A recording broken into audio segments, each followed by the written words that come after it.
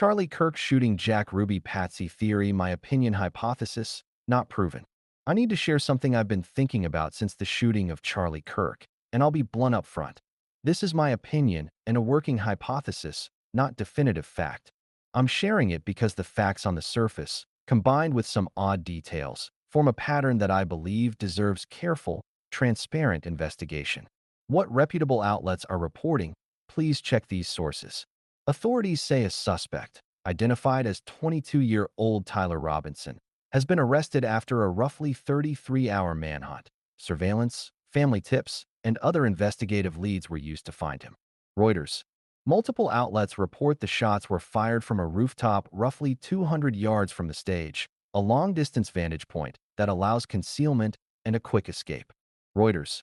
Investigators say some of the spent casings recovered carried inscriptions or engraved messages, unusual markings that commentators and law enforcement sources have noticed. People.com. Why these elements, taken together, trouble me. 1. Rooftop sniper position is not typical for spontaneous violence. Elevated, distant firing positions require planning, reconnaissance, and knowledge of sight lines. They make eyewitness accounts more unreliable and immediately complicate simple reconstructions of what happened. That choice of position is a factual detail worth asking questions about, not assuming away. Reuters. 2. Engraved or written on casings are a weird and deliberate signal.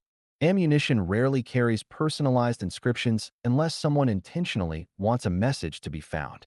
Whether that message is ideological signaling, a false flag trying to shape the story, or simply a personal quirk of the alleged shooter, it is a forensic fact that requires tracing.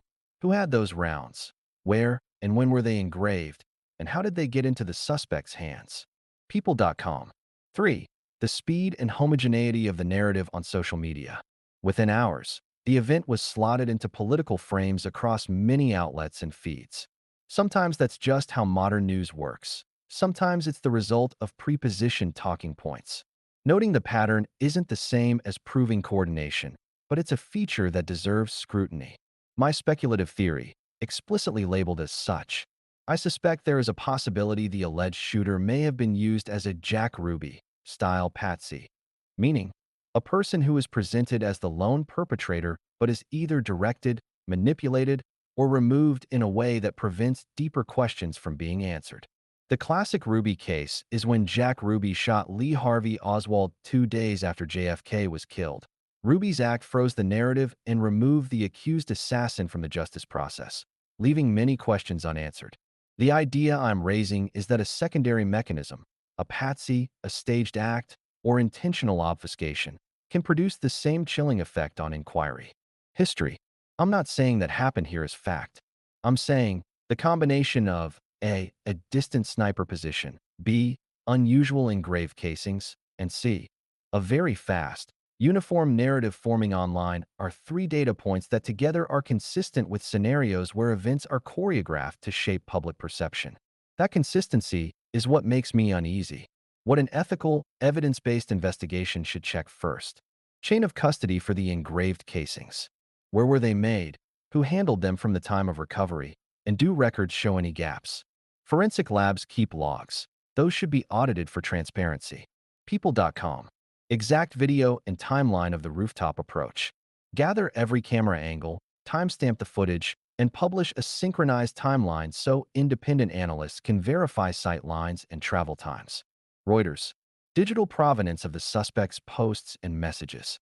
Reporters should verify alleged communications, Discord messages, posts, etc., and corroborate IP, timestamps, and potential edits. People.com. Who benefited from early narrative frames. Map the earliest mainstream and partisan posts and see whether the same accounts or talking points appear in multiple places within minutes or hours. That's not proof of wrongdoing, but it's a pattern analysts can test. Independent forensics review. If possible, allow vetted independent experts to review ballistics and physical evidence to build trust in the official account. Why I won't say names is fact. It's tempting to name high-profile figures or claim orchestration by specific people. I won't. Making unverified accusations about named individuals can be defamatory and is not responsible. If you want to argue motive or point at political incentives, Do so as hypothesis and back it with verifiable links, which I can help assemble and cite. Bottom line, my opinion. I don't have proof anyone high up ordered or coordinated this. I do believe the pattern of a rooftop firing position, engraved casings, and the speed of narrative formation together create legitimate reasons for deep, transparent investigation. History shows that moments like Ruby's hampered truth-seeking. We should not allow modern equivalents of that pattern to go unexplored.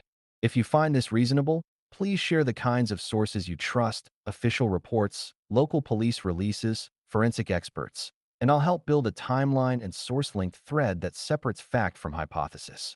Or, if you prefer, I can produce a shorter share-ready post that keeps the same cautious framing. Do you see this as coincidence, or do you see the same troubling pattern? I'm asking for evidence, not applause. Let's push for clarity.